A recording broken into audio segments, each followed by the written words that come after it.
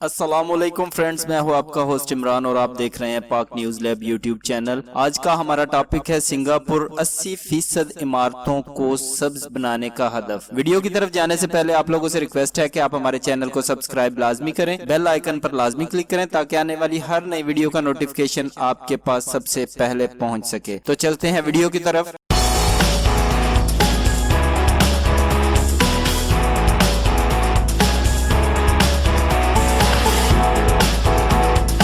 सब्ज इमारतें न सिर्फ माहौल को साफ और ठंडा रखती हैं बल्कि ये तवानाई भी कम खर्च करती हैं, नतीजतन आपके पैसे बचाती हैं। सिर्फ यही नहीं, सब्ज इमारतों पर तामीराती लागत भी कम आती है। ताहम इसके बावजूद दुनिया के अक्सर ममालिक पायदार इमारतों के बजाय रवायती तामीरात के साथ ही मुतमिन और खुश दिखाई देते हैं। रिसर्च एंड मार्केट्स की एक रिपोर्ट के मुताबिक हर 3 साल बाद दुनिया भर में सब्ज इमारतों की तादाद दुगनी हो रही है और तवक्को है कि 2030 तक सब्ज इमारतों की आलमी मार्केट में सालाना औसतन 13% से ज्यादा इजाफा होगा। अंदाजा है कि आज से 2 साल बाद 2022 में ग्लोबल ग्रीन बिल्डिंग सॉल्यूशंस की मालियत 364 अरब डॉलर तक जा पहुंचेगी। रिपोर्ट के मुताबिक अगरचे यूरोप के कई शहरों जैसे पेरिस और लंदन में सब्ज इमारतों की शरह ज्यादा है, बिलतरतीब 64% और 68%। एशिया में ये शरह इंतहाई कम है।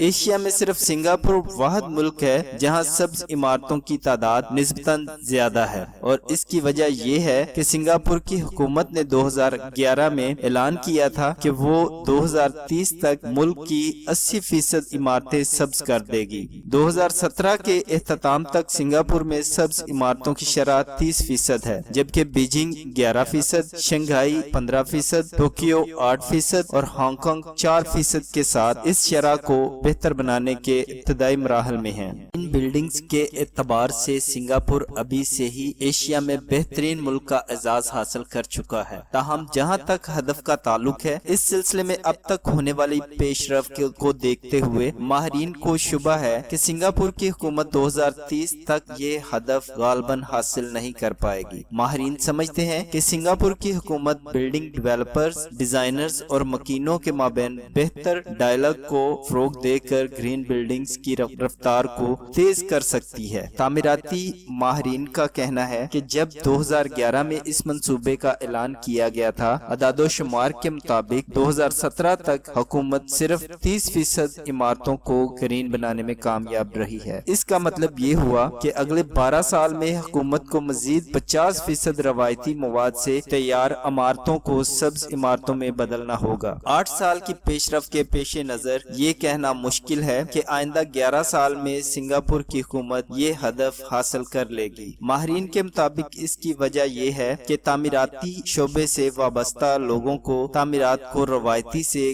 ग्रीन टेक्नोलॉजी पर ले जाने के लिए अपने बिजनेस मॉडल में तब्दीली की जरूरत है। बदकिस्मती से इस पर ज्यादा काम नहीं किया गया। सब्ज इमारतों के कई फायदे हैं, जैसे कि मकीनों की सेहत बेहतर रहती है और पैदावारियत में इजाफा होता है। इसके अलावा ऑपरेशनल अखराजात में कमी के बायस तामीरात पर मुनाफा ज्यादा होता है, जबकि ग्रीन हाउस गैसेस के अखराज में कमी, पानी के इस्तेमाल में कमी और कम फजले जैसे माहौलियाती फवायद इसके अलावा हैं। अलबत्ता इन फवायद के बारे में इस सनत से वाबस्ता अफराद और अवाम में आगाही की कमी है। इसलिए लोग एक रवायती इमारत को सब्ज तामीर करने या पहले से तामीर शुदा रवायती इमारत को सब्ज में तब्दील करने के लिए आने वाले अखराजात बर्दाश्त करने के लिए तैयार। एशिया में ग्रीन बिल्डिंग्स की मार्केट सिर्फ हाल ही में अपने इब्तदाई मरहले से कुछ आगे बढ़ पाई है और इसकी वजह भी मार्केट खपत के बजाय हुकूमती कानून साजी है। माहिरीन के मुताबिक अगर एशिया की बात करें तो 3 ममालिक सिंगापुर, मलेशिया और थाईलैंड में ग्रीन बिल्डिंग्स पर निस्बतन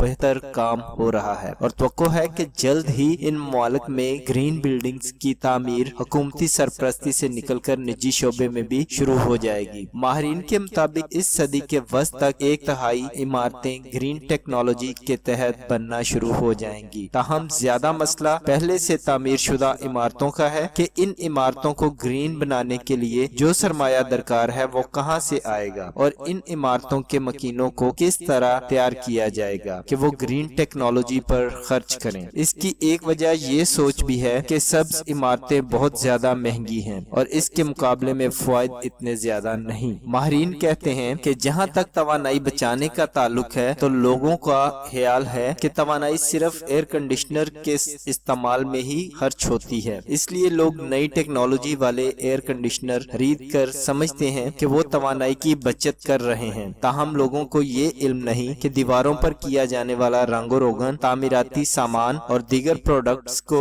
جس طرح استعمال کیا جاتا ہے اس کا بھی توانائی کی بچت پر اثر پڑتا ہے۔ جہاں تک سنگاپور کا تعلق ہے تو وہ تعمیرات کی صنعت سے وابستہ افراد اور مکینوں کو سبز عمارتوں کو ترجیح دینے کے لیے جہاں توانائی کی بچت کے فوائد سے آگاہی دے رہا ہے، وہاں انہیں سبز عمارتوں کے لیے مختلف مدت کی مالی معاونت بھی فراہم کر رہا ہے۔ تاہم ماہرین کا کہنا ہے کہ 2030 تک 80% سبز عمارتوں کا ہدف حاصل کرنے کے لیے سنگاپور کو ابھی مزید محنت کرنی ہوگی۔